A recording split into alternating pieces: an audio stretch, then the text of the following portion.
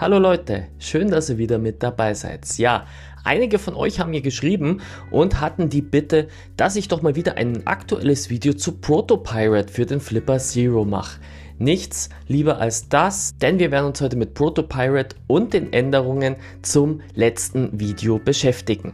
Ja, im letzten Video hatte ich ja auch die ganze Lage rund um Protopirate und den Konflikt mit dem Entwickler der Flipper Private Firmware bzw. dem Nachfolger der Quantum Firmware berichtet. Doch das Thema, welche Firmware oder welche App ist jetzt besser und welche ist schlechter, ja, auf das Thema möchte ich heute nicht nochmal eingehen, wenn es interessiert. Hier oben verlinke ich euch nochmal das alte Video dazu, da erfahrt ihr ein paar Hintergrundinfos. Doch heute werden wir uns mit der neuesten Protopirate App beschäftigen. Ja, Stand von dem Video ist die aktuellste Version, die 2.9, doch der Grund dafür, dass ich viele Kommentare hier bekomme, sind auch die vielen Probleme rund um die Version 2.9 hier. Denn gerade wenn man die GitHub-Issues anschaut, sieht man, dass hier wahnsinnig viele Probleme haben und allen voran sind es die Speicherprobleme. Denn umso größer die App wird, umso mehr Funktionen die App bekommt, desto knapper ist der doch sehr arg geringe Speicher vom Flipper Zero. Und da optimieren, das ist dann die Kunst an der Sache. Ja, wie wir die Probleme umgehen können, das werden wir uns heute in diesem Video anschauen.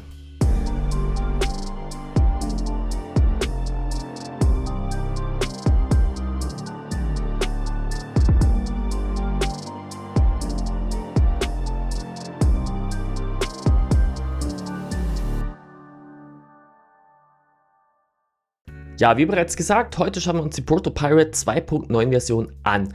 Und die Probleme, ja, die sind schon nicht von der Hand zu weisen. Ja, doch die Lösung liegt nicht in der Version 2.9. Wer hier schon mal ein bisschen in den Issues geschaut hat auf GitHub, der ist vielleicht auch auf diese Lösung hier gekommen, die ich euch jetzt hier gerade mal einblende. Denn es gibt neben der Main Branch, also dem Hauptcode hier, ein kleines Unterprojekt, eine Branch, die nennt sich Zero Mega. Ja, in der Zero Mega Branch wurden viele Probleme, die in der aktuellen 2.9 Main Branch auftreten, behoben. Neben der Fehlerbehebung gibt es auch noch ein paar kleine Features und was das ist, das schauen wir uns heute mal an. Ja, ein Grund natürlich jetzt von meinem letzten Video, wo ich ja die Version 2.3 getestet habe, jetzt auf die 2.9 zu gehen, sind natürlich Funktionserweiterungen. Wenn wir mal schauen, was hier dazugekommen ist in der Protokollliste, dann sehen wir hier zum Beispiel, dass neben dem Fiat V0 nun auch das Fiat V1 mit dabei ist. Am Ende der Liste reiht sich jetzt auch noch Mazda mit dazu, und Mitsubishi und Porsche-Touareg, Porsche und Touareg basiert irgendwo auf VW-Technik, ist zumindest ein Decoder momentan am Start. Ja, und die Emulation braucht hier noch ein bisschen Reverse Engineering. Was hier jetzt im Changelog nicht drin steht, das habe ich in der Codebasis gefunden.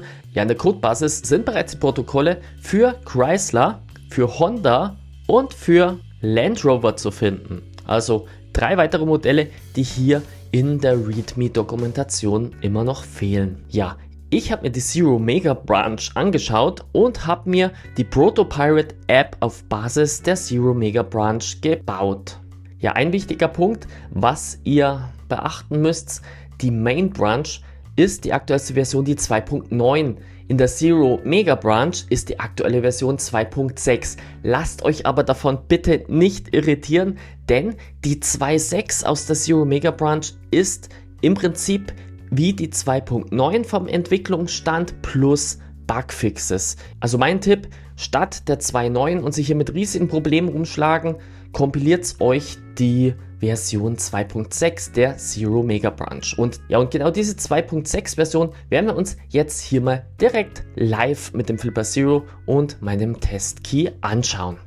Ja, wir starten jetzt die Live-Demo mit Protopirate hier unter Momentum und ich habe das Ganze hier schon mal vorbereitet und wie immer rufen wir Protopirate über die Apps, dann über Sub Gigahertz und dort befindet sich dann der Protopirate. Ich habe hier die alte Version, die 2.3 aus dem alten Video mal behalten. Das ist jetzt die hier oben und die neue Version habe ich hier direkt drunter mal platziert. Wenn ich da reingehe und wir schauen mal über About, sehen wir hier, dass es die Protopirate Version 2.6 ist. Wie ich schon gerade erklärt habe, nicht die 2.9 wie in der Main Branch, das ist die Zero Mega Branch, die läuft noch unter 2.6, hat aber den ähnlichen Funktionsumfang wie die aktuelle 2.9. Ja, da gehe ich mal raus und wir haben hier, wie auch schon in der alten, die Möglichkeit, hier entsprechende Voreinstellungen zu machen.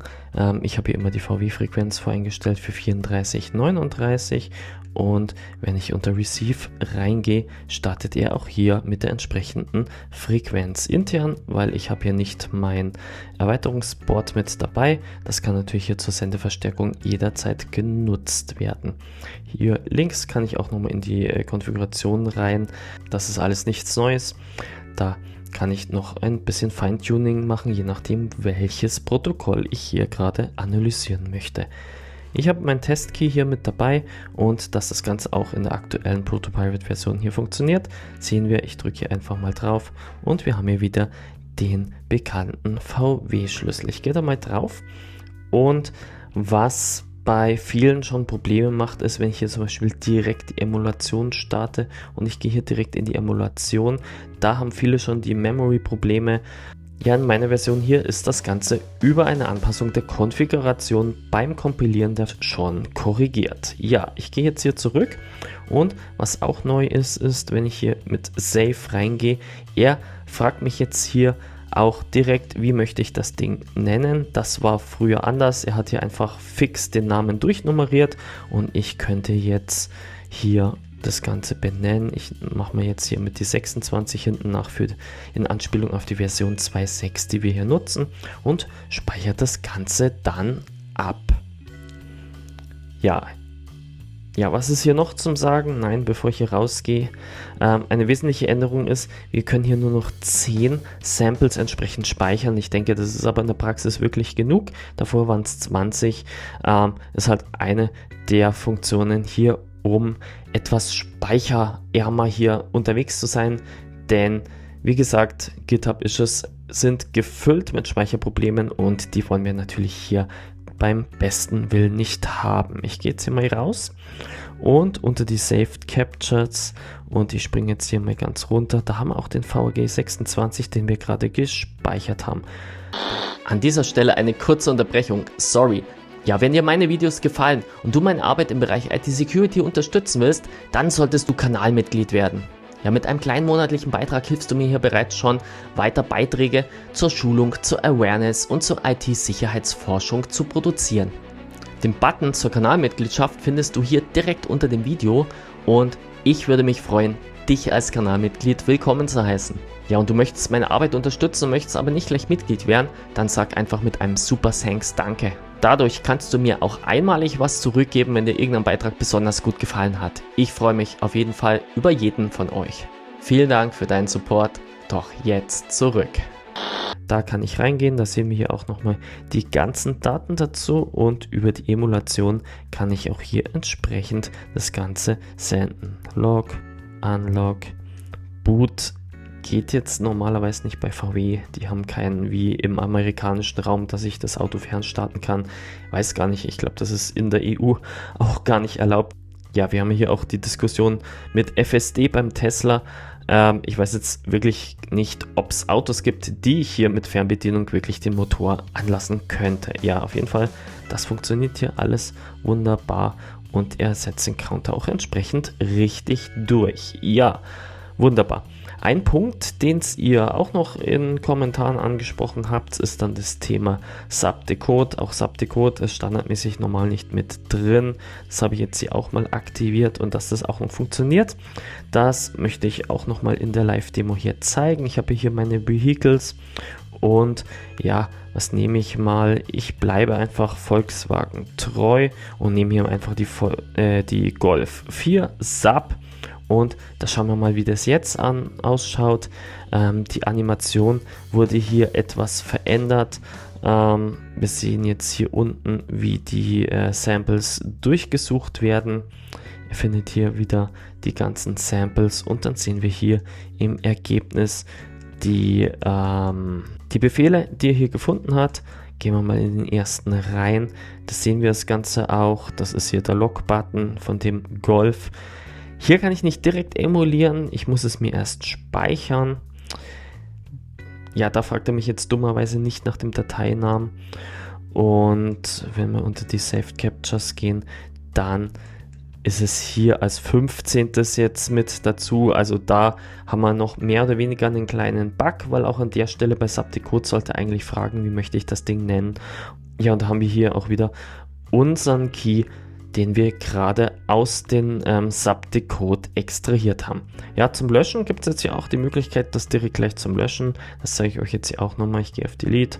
Er fragt, möchte ich das wirklich löschen? Ja, dann gehe ich hier nochmal links und dann ist auch hier die gerade gespeicherte Datei weg. Das ging bisher nicht so gut. Da musste ich immer über QFlipper oder eine andere Dateiverwaltung reingehen und das Ganze wieder löschen. Ich kann es euch auch nochmal hier unter die Saved Captures zeigen. Wir gehen hier nochmal rein zu dem 26, den wir hatten und hier eben auch die Möglichkeit, das zum Löschen.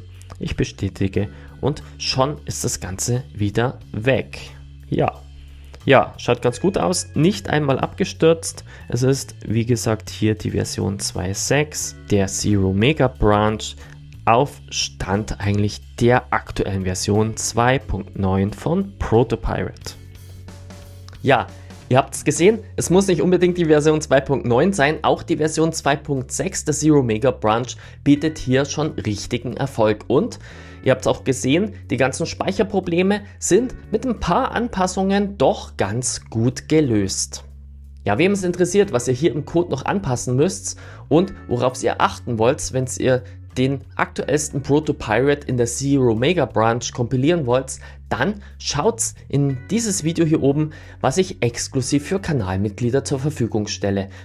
Ja, dort gehen wir auf die wichtigsten Fehlerquellen ein und wo ihr auch noch entsprechende Einstellungen für euch nach euren Vorlieben vornehmen könnt. Des Weiteren erkläre ich in dem Video, wie ihr die Emulation aktiviert. Das ist in der Zero Mega Branch nochmal ein bisschen anders als wie in der Main Branch, aber auch das ist kein Hexenwerk. Neben den Erklärungen stelle ich dort auch eine fertige Fab direkt zum Download zur Verfügung. Also für alle, die es interessiert, schaut gerne in das Video für die Kanalmitglieder rein. Ja, wenn ihr noch Fragen habt, gerne unten in die Kommentare. Ich versuche auf jeden Kommentar hier einzugehen. Wenn euch das Video gefallen hat, würde es mich natürlich wie immer freuen, wenn ihr einen Daumen nach oben da lasst, den Kanal abonniert und die Glocke drücken nicht vergessen. Dann werdet ihr auch informiert, wenn ich neue Videos zur IT-Security für euch hochlade. Ja, mich würde es auch freuen, wenn ihr beim nächsten Video mit dabei seid. In diesem Sinne macht es gut, bis zum nächsten Mal.